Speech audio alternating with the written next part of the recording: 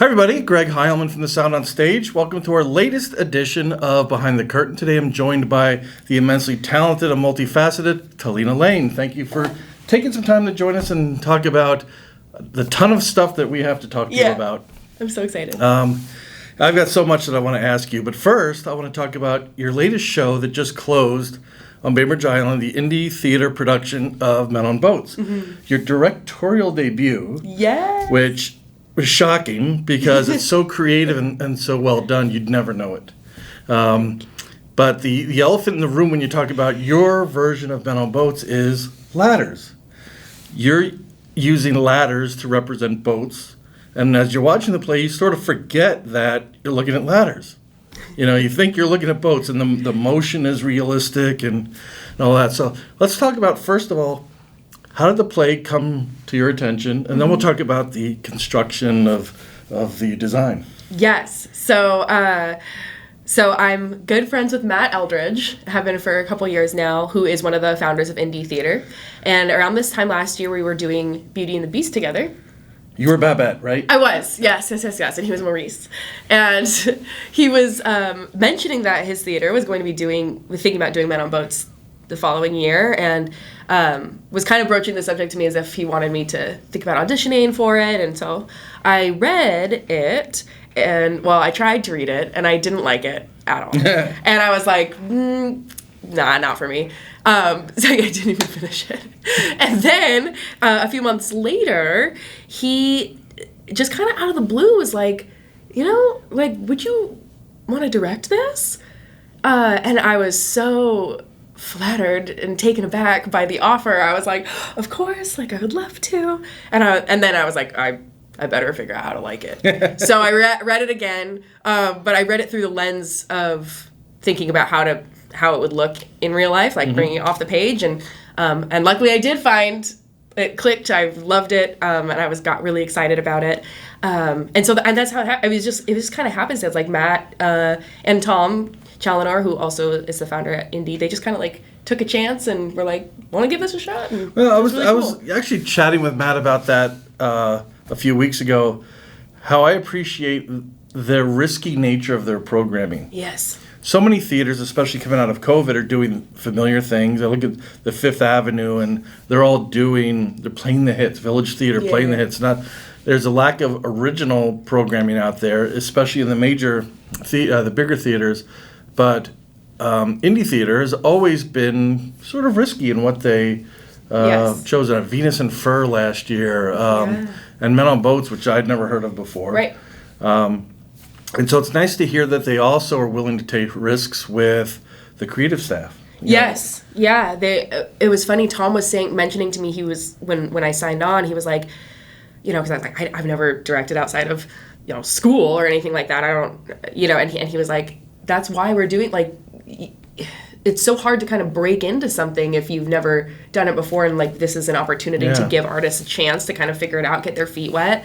And he's so funny because he was like, he was like, the stakes couldn't be higher because it's theater, but it's also the stakes couldn't be lower because it's at Rolling Bay Hall. It's a I get 30 picture him saying that. House. He's kind of an intense guy. He's so intense. I love him dearly, but he's great. He's scary a little bit. But yeah, so then, when we sit down to watch it, and it's almost as if the design, you've got a bunch of ladders hanging from, upstage, that it kind of almost transitions directly into scaffolding for the lighting. Yeah. And you guys use all that stuff in the play. And then when they pull out these ladders for boats, it's like, well, how is this going to play out? How did that, because the script doesn't talk much about how you should design the show, right? It's very bare bones. It's mostly just the dialogue. And they just, even to the point of going a little bit further into the story, there's this one, and I was like, how are we going to do this?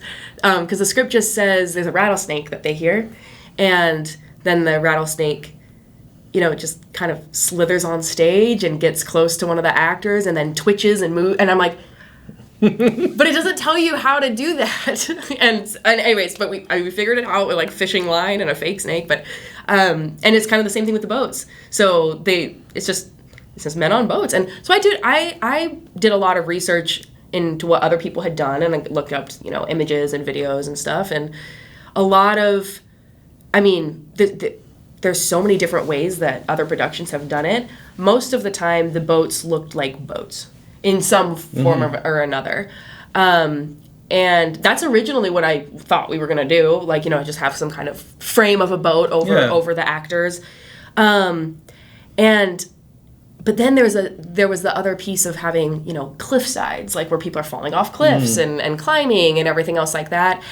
And the ladders kind of became almost born out of necessity first rather than just pure creativity. And then it worked backwards. Okay. Because the space is so small at Indy, and there's really just not a lot of room for them to move around in boats. That's true. And then they have to bank the boats and put them away, and then have so it's trying to think of like, okay, how can we use something that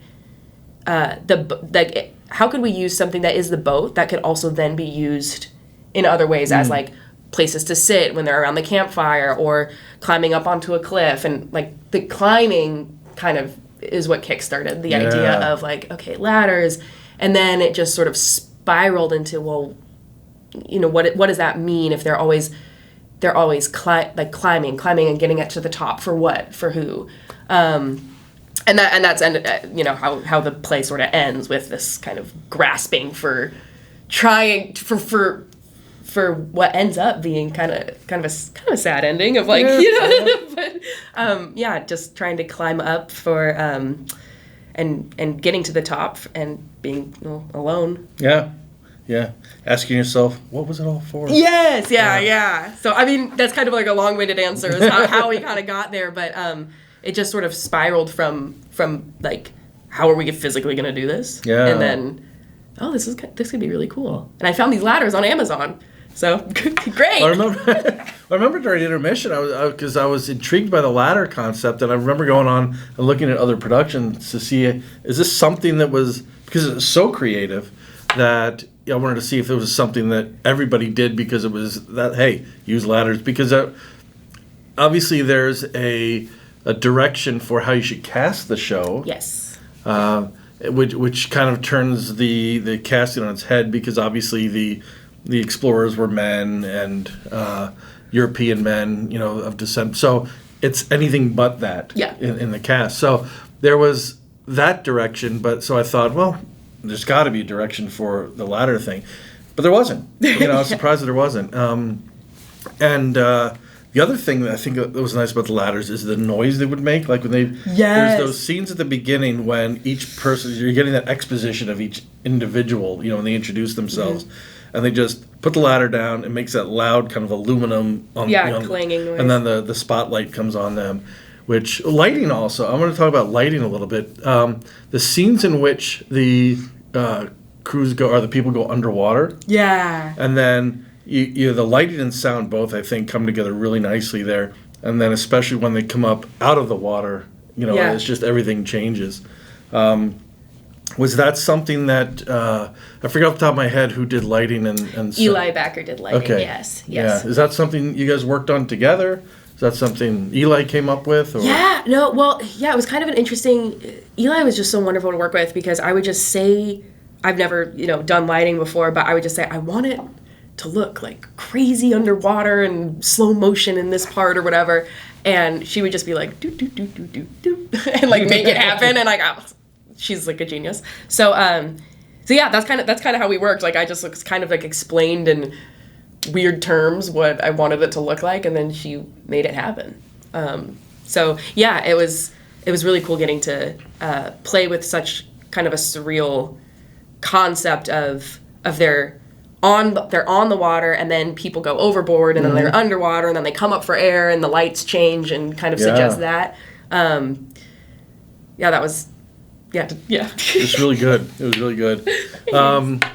So one thing you mentioned before we started recording here was that you miss acting. I do. So directing is hard because I miss acting. So you have, I've seen you in, maybe the first thing might have been Beauty and the Beast last year as Babette, but then you're obviously Sally Bowles in the Bainbridge production of Cabaret, and then you were Titania. Yeah, yep. In Midsummer Night's Dream outdoors. Also on Bainbridge. Yes, also on Bainbridge, which begs the question. This is something Casey Reha brought up when he was presenting at our awards ceremony, is that, especially for people on the Seattle side, the peninsulas, he mentioned the Olympic Peninsula, but there's, obviously the Kitsap Peninsula and the Olympic Peninsula. There's so many theaters that are scattered throughout. I mean, there are on Seattle side as well, but I think people forget that, and I'm glad he brought that up, because he was just in up in the Wild Man of Wainuchi up at Key City in Port Townsend.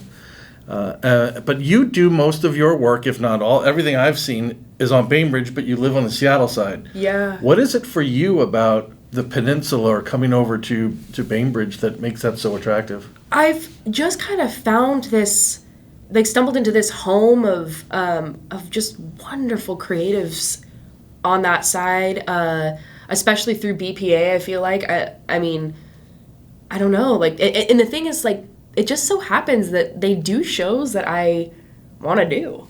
A lot of things on the Seattle side, I think not only is it stuff that doesn't necessarily fit into my wheelhouse, but I feel like it's also a different type of competition to get into. Mm-hmm. It's harder maybe over here. I don't know. Maybe not, but I just love working with the people over there already. And there's something to be said about the bonding that happens on the ferry with casts that I've noticed every time I've done a show over there. It's with all of the, there's a lot of Seattle people that go over.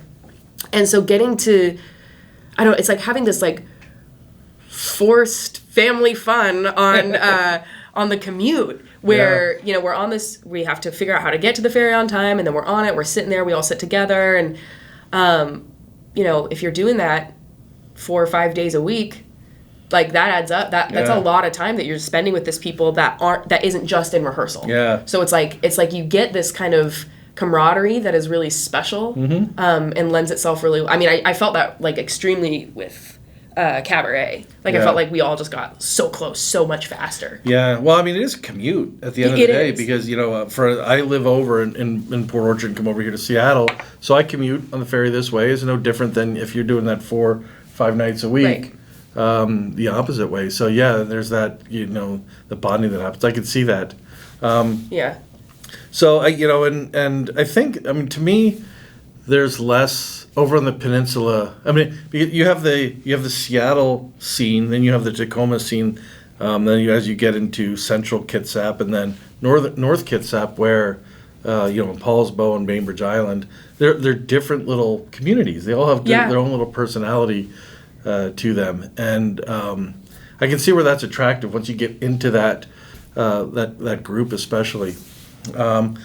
Now, what do you, when you're talking about shows that are in your wheelhouse, what do you look for? Do you see a name and say, oh, Cabaret, I got to do that. I've always wanted to do Cabaret, or is there a certain character type that you're looking for? What's your thought process when it comes to casting? Yeah, no, that's a really good question. I try to differentiate. I think when I say wheelhouse, I think I mean more of established works, things that I can really dive into and do a lot of character work. I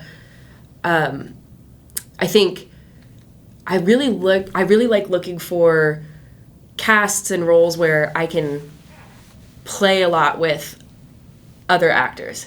So things that aren't so secluded. I think secluded meaning I feel like there's a lot of work that I've been noticing on the Seattle side that's very monologue heavy maybe, or it's kind of more ethereal. Just it's not about relationships, it's about something else. Yeah. So relationship based acting is really powerful and fun for me to do. That sounds so broad, but I don't know. It just seems like everything that is happening over on Bainbridge Island lends itself to that. Yeah, in more a way. Ensemble. I'm thinking of the shows you've been in that I've seen you in, and they're all strong on the ensemble. Yeah. It's getting to kind of have really close relationships with a lot of different people on stage. And that's the case with Men on Boats. It's like, that's for sure an ensemble show. And there's so much diverse, rich relationships that the actors get to play with each other. Yeah. Which is just, it's fun. It looks like so much fun. I know they're having fun, and I'm like, I want to do it too. But yeah. And I think that we're going to get to do that. The show that I'm working on next is we're doing Three Musketeers by Ken Ludwig at Icicle Creek, which is up in Leavenworth.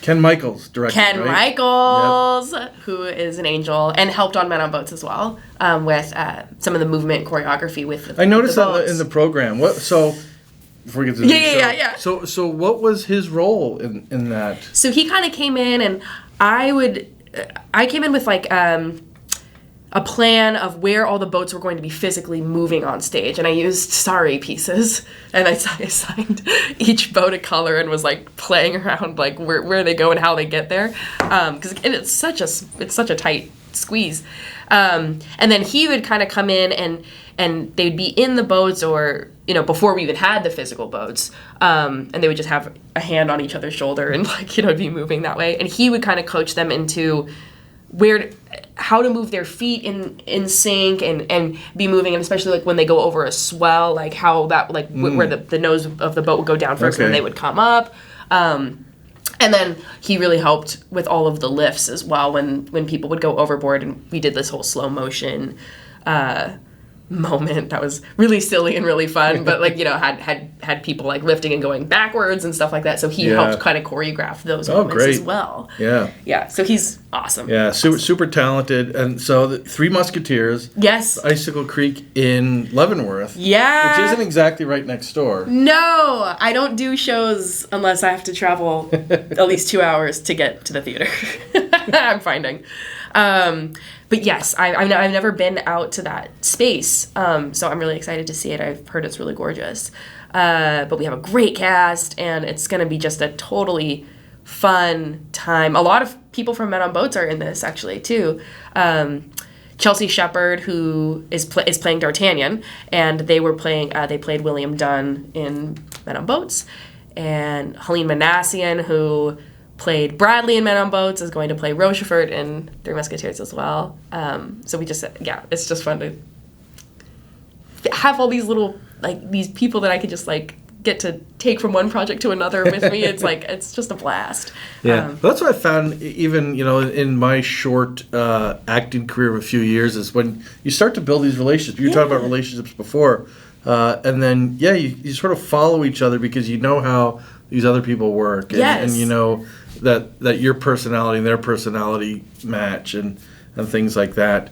But Ken sent me the cast list, and it is a good cast.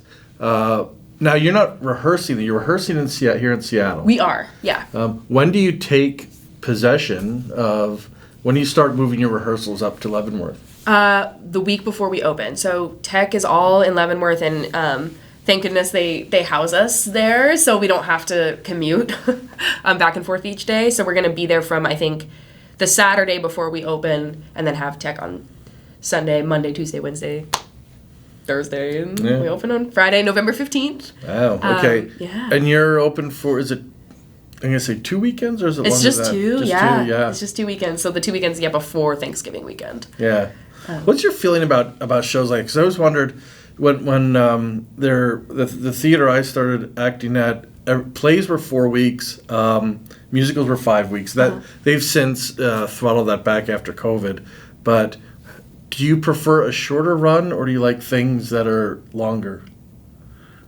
Depends on if I think the show is good. I think I prefer a longer run, I think, because I mean, gosh, you put so much work into it. It takes so much time, and you want as many people as possible to see it. And then if it's, if it's too short of a run, there's people are out of town, or there's people miss it, and then also it's we did all this work, we could, it's fun. I mean, but it can be exhausting too. I mean, there's part of me that really wanted Cabaret to go longer because we put so much work into that, and that show was just a wonderful experience. But it was so draining and hard. So I was, by the end, but when it closed, I was very sad, but I was also like, I don't know if I could do another weekend of this. So I don't know. It's probably for the best. Yeah. That, like 3 weeks is kind of where it lands. Well, when you have a role like Sally Bowles that is super emotional. Yeah. I mean, how do you find that energy every night? Because that to me, I watch somebody perform a role like that. I think, man, that is just so exhausting. Yeah. You know, but you've got to come and you got to do it the next day. You know. And yeah. I don't know. I guess with that one, it's we sort of just let the journey of the story take us there, because it starts off so fun. Yeah. And I mean, it's energy too spent like doing the fun stuff at the Kit Kat Club, Sure. like Don't Tell Mama and everything. But it's fun, and you're gauging the audience, they're loving it, and then it just sort of naturally, as the play or as the musical progresses, it's just kind of, you just get wrapped up into the reality that we're creating of this horrible. Yeah, you get a few hints kind of midway through Act 1, and then at the end of Act 1 you have that party, and it just takes a turn, and then it's boy. Yeah. So I think, and that's why I love theater so much more than film, because you're naturally on the journey. Like it takes you trust the process of starting at the top of the show and carrying through. And I feel like that's a big part of my process as an actor, is when I'm up there, it's like, it's happening. And so you're reacting in real time and living the moment. Where it's like with film, I think so often you're shooting things out of sequence, and you're not like looking at your scene partner, you're like wherever. So it's kind of, it's just a totally different type of art form, I think. Yeah, film seems like a lot of work. That's just tedious. Yeah. Because you watch a finished show when it's edited really well and everything looks like it flows, but then you hear about how, like you were saying, filmed out of sequence, and it doesn't, you can't let the emotions of a scene just naturally build. Right. Like you can exactly. You just kind of stage. like jump in the middle of something, which I think would be really challenging for me to do. So do you have a dream role that you haven't played yet that you're... I have a few. One show I would love to do, I'd play anything in this show too, is Reefer Madness. Have you heard of this show? I've heard of it, but I don't know much about it. It's silly. Yeah, it's a show. Second Story did it a few years ago when I saw it. It was really, really well done. But it's a show about making fun of like the real life video that was shown across American schools back in the day, like warning parents of the dangers of marijuana. And I don't know, and so it's kind of like it's a spoof of that in musical form, and it is just so insane and silly. Alan Cumming was in the film version. Okay. Like I like stuff that he does, I guess. Yeah. So, yeah, but yeah, no, that's one that I think would be super fun to do. Super slapstick, super silly. Yeah, that's one. Legally Blonde is another show that I think would be super fun to do. Waitress would be super fun to do. Yeah, all the big musicals with like the... Yeah, well, that leads to my next question. Musicals or plays? Because you did a really nice job as Titania. Thank you. But of course, you tend to seem like you lean towards musicals. I love musicals so much, but I need a mix. So I think, yeah, I don't know. Musicals are so much fun to lean into the larger than life aspect of acting, and getting to sing and everything is really fun. But I do need to kind of splice in some plays once in a while, just to kind of lean into more of the like realism or the grittiness of acting. Of course, all the plays I'm doing recently are very silly, slapsticky plays, like a silly version of Three Musketeers, but Blithe Spirit is coming up as well, and that I think that'll be a big change. It's still a comedy, but yeah, I think I just need a little bit of both. So where are you doing Blythe Spirit? Blythe Spirit is happening at Second Story Rep. Okay. In February, and it's being produced by Circle of Fire Theater. Molly Hall and Jason Gould. Oh, okay. Yeah, are heading that up. And also directed by Ken Michels. They will be Jason and Molly and I think Cindy Kesey French will be here Oh, in our next episode. Yes! So, yes. I'm sure we'll talk about that. Yeah, no, they're fabulous. Yeah, it's like this little circle of... a fire. Well, yeah, I was talking to Ken about that because one of my favorite shows still was his production of Hay Fever. Yeah. On in the Indie Theater production of that. Cast was phenomenal. It just blew me away.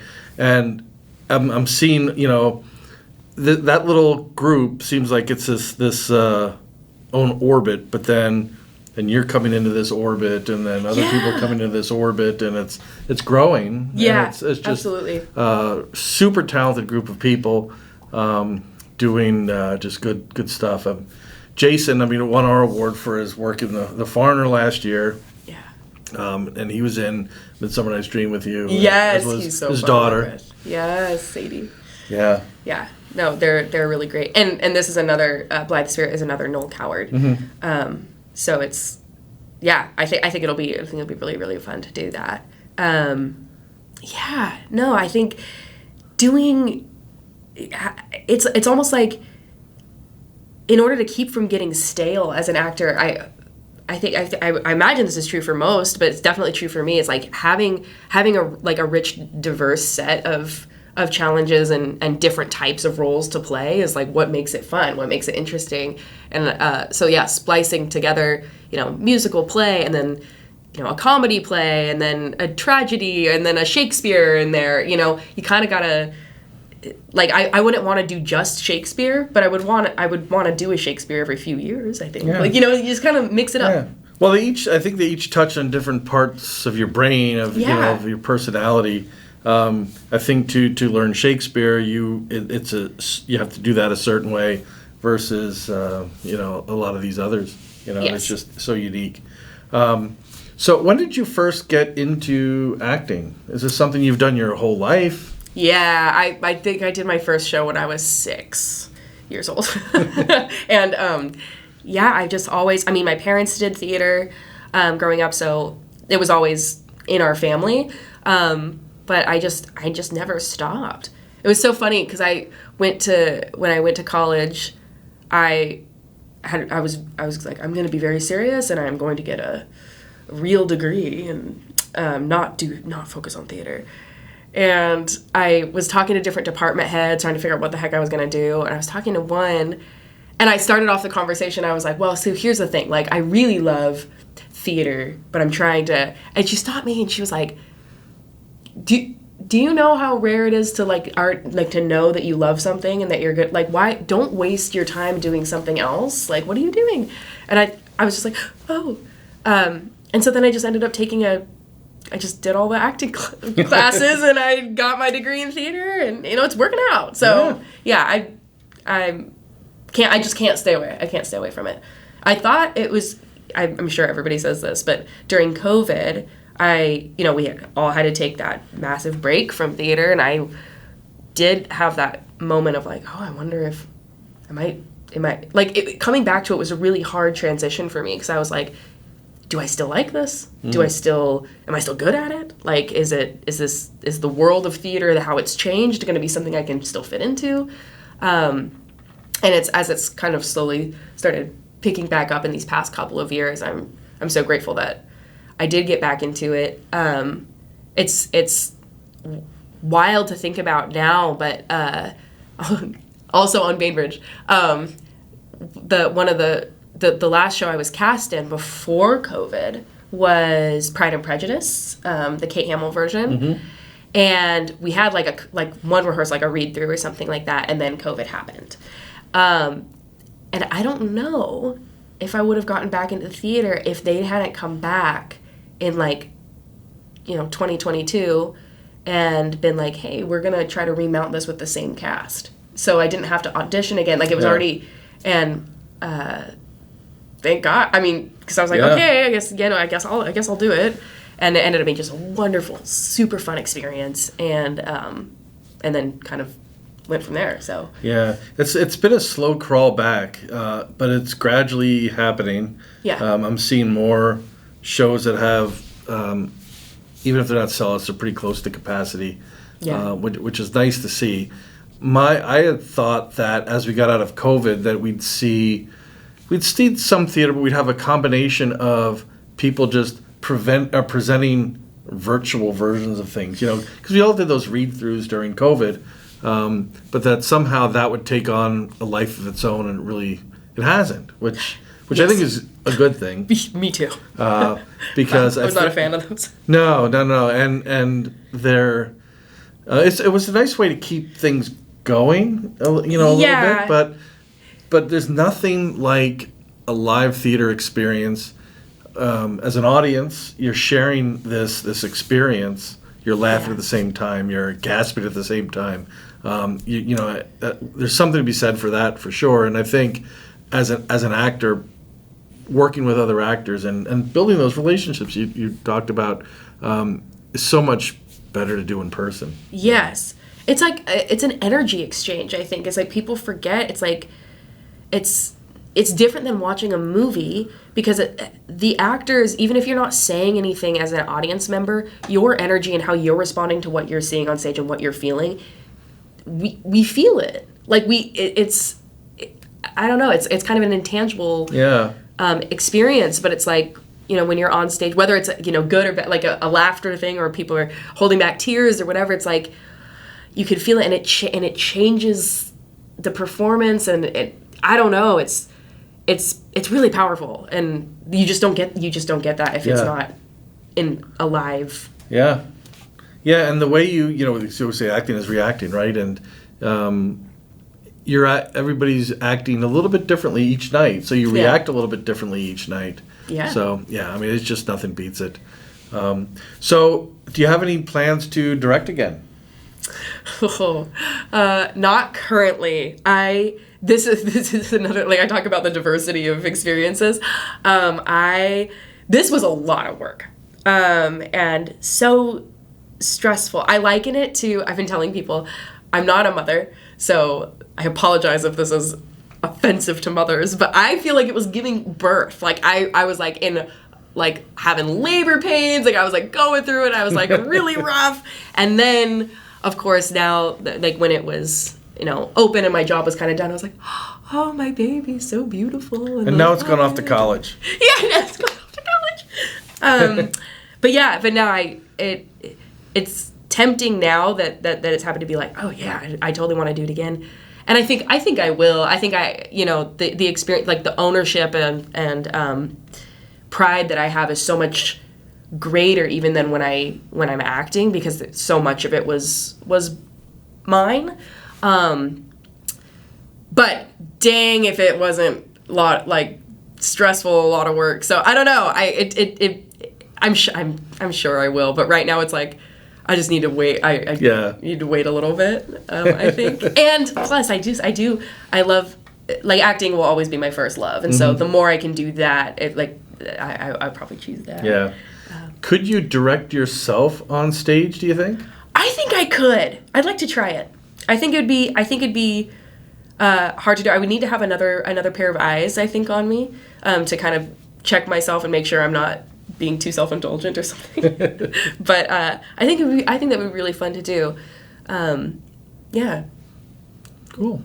Well, you've got your year planned out, so you've got 3 Musketeers. So Men on Boats just closed. Yes. You've got 3 Musketeers in Leavenworth. Yes. In November, leading up to Thanksgiving, and then you've got Blithe Spirit in February. Yeah. Anything after that?